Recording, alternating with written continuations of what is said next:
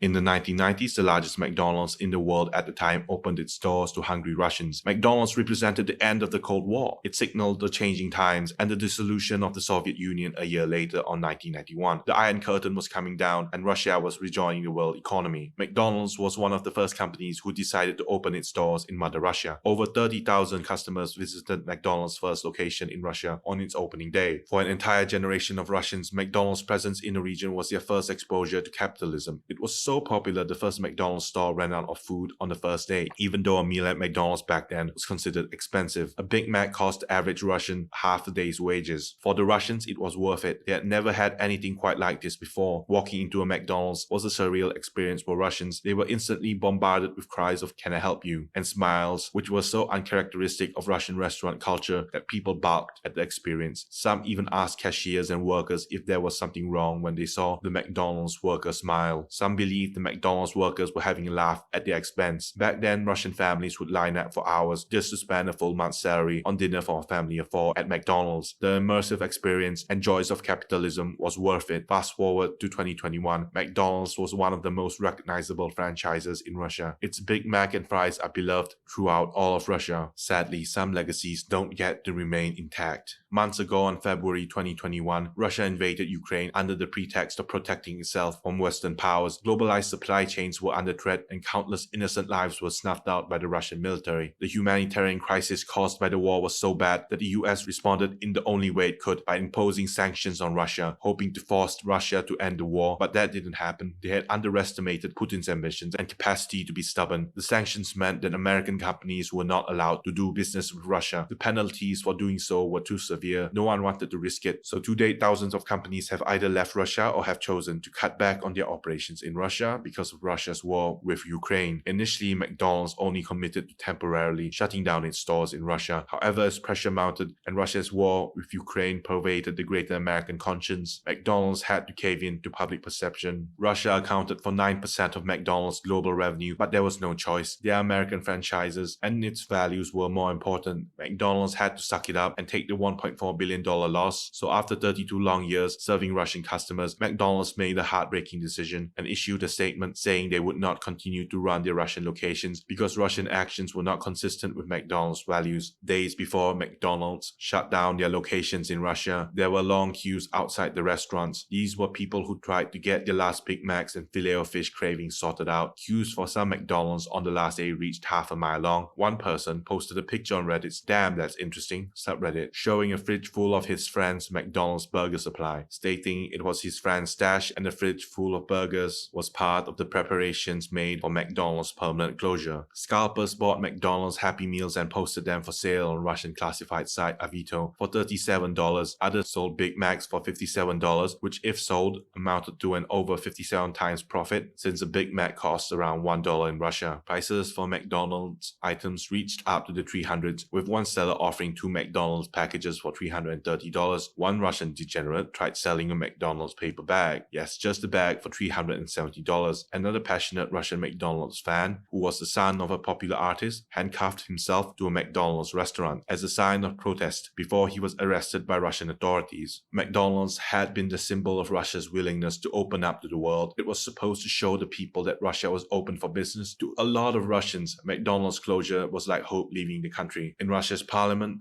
Putin and his policymakers were furious. One parliamentary speaker proposed opening a new McDonald's to sell burgers and fries, but they would name it Uncle Vanya's instead. In response to McDonald's closure, he said, "Well, good. Close down. There won't be a McDonald's, but Uncle Vanya instead." A company called Russian Field Logistics LLC put in a trademark for an Uncle Vanya logo, which was a bee sporting McDonald's red and yellow color scheme and looked like an inverted M that the McDonald's logo is known for. The mayor of Moscow, Mr. Sergei Sobyanin, announced that he would set aside over $3.7 million for a new Russian fast food chain. Meanwhile, Russians anxiously waited for McDonald's to reopen. McDonald's was bleeding money. Their store closures were costing them $55 million per month. The Kremlin were writing a bill that would let it seize assets of companies that left Russia. Things were looking grim. McDonald's had no choice but to sell their restaurants to a new owner. In the end, McDonald's chose to sell its restaurants in Russia to one of its local licensees, a certain Mr. Alexander Govor. Mr. Govor was already doing business with McDonald's and was managing 24 franchise restaurants locations across Russia. Now, it doesn't seem logical to sell 800 McDonald's Russian locations to someone who only owns 20 plus stores. How would Alexander Govor get the money? It turns out that Alexander Govor is actually rich. He made money through coal mining and oil refining in Siberia. Alexander had bought a mine under the President Boris Yeltsin's economic liberalization drive, but was forced to sell the mine after explosions at the mines killed over 100 workers. He then invested his money into a Yaisky oil refinery, a small forestry company, a fishing company, some hospitals, and a hotel. He also owns a cattle farm which produces milk and sausages. Today, he's a billionaire. Alexander Govor had to outbid other interested buyers to obtain the McDonald's franchise in Russia. The billionaire purchased McDonald's for an undisclosed sum, but Mr. Govor would later confirm that he had managed to complete the purchase at below market prices. So is this the end of McDonald's in Russia? Well, not quite. Under the new contract, McDonald's inserted a sneaky clause which reserves the right to buy McDonald's in Russia back within 15 years. It is easier to restart the business if they continue paying employees, because if they didn't continue having them on payroll, then those employees would have found different jobs and it would have been more difficult to find 60,000 employees. However, Mr. Govor has publicly stated that McDonald's executives had told him that they had no intention of buying back their franchises in Russia. As part of the deal, Govor took over McDonald's responsibility to keep paying the 60,000 McDonald's employees, as well as McDonald's current suppliers and landlords for the next 2 years. McDonald's did not make much money through this sale. McDonald's had lost $127 million. $27 million of it were payments to staff, suppliers, and building leases. The other $100 million were lost on perishable food. McDonald's would also take a revenue hit to $1.4 billion, which they are planning to write off. As part of the deal, the new McDonald's stores were not allowed to use the McDonald's branding at all. Russian McDonald's opened to great fanfare with thousands queuing up and entering to try McDonald's new menu. Well, technically the name has been changed. I can't pronounce it, so I'll just let a Russian say it for me. Вкусно и точка. The new name translates to something along the lines of tasty period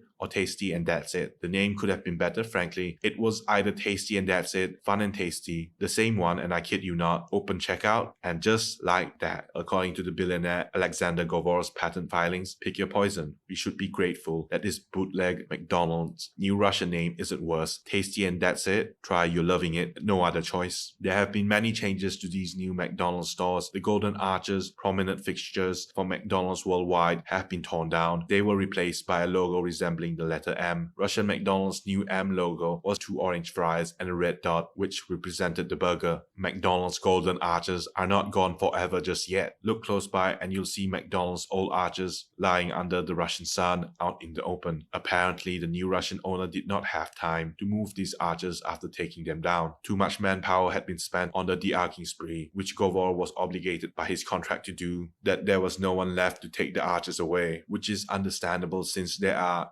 847 McDonald's restaurants that the owner needs to refurbish, so none of the stores look like McDonald's. The menu terminals are the same, and so were the images on ordering boards. Not everything stayed the same. Look closely at the sauce packets and you'll find that they are the same McDonald's sauce packets with their logos blotted off by black markers. All paper cups and bags which had the old McDonald's logo were gone and were replaced with brand new packaging. Worker uniforms at this new Russian McDonald's had changed because the old ones had the McDonald's logo. This is understandable since Govor doesn't have the right to use the same colors or mention the McDonald's name. Despite the similar taste in food items, the names for certain food items at the Russian McDonald's have changed. Filet of fish is now a fish burger. McMuffin is now the muffin. McNuggets are now called nuggets. Anything with a Mac in its name are gone from the menu. Fan favorites like the Big Mac and McFlurry were also gone. Russians cheered when they saw the new Russian McDonald's. They couldn't tell the difference between old McDonald's and the new McDonald's menu, in terms of taste anyway. Their ingredients from suppliers, staff and equipment had not changed at all, so it's not really surprising. Coca-Cola, however, is no longer available because the company isn't operating in Russia anymore since the sanctions hit. McDonald's sold over 120,000 burgers on their opening day, more than they ever sold in a previous life. Names, brands and appearances similar to McDonald's were not allowed under the new deal with the McDonald's company. Anything else stayed the same. So what do Russians think of the new McDonald's? Russians had liked the old McDonald's. They knew they could count on McDonald's for its cleanliness, quality and standards. It had been there long enough for Russians to develop a liking to certain menu items, and some of them have go-to favorites whenever they are at McDonald's. The new Russian McDonald's is proving to be quite popular among the locals, with thousands rushing into the store to get a taste of the old McDonald's. For politicians, the new Russian McDonald's represents how Russia can do well even under sanctions and boycotts, which mother Russia is facing because of its war with Ukraine. Alexander Govor is planning to reopen 200 McDonald's restaurants by the end of June, and the rest of the stores, all 800 of them, by the end of the summer.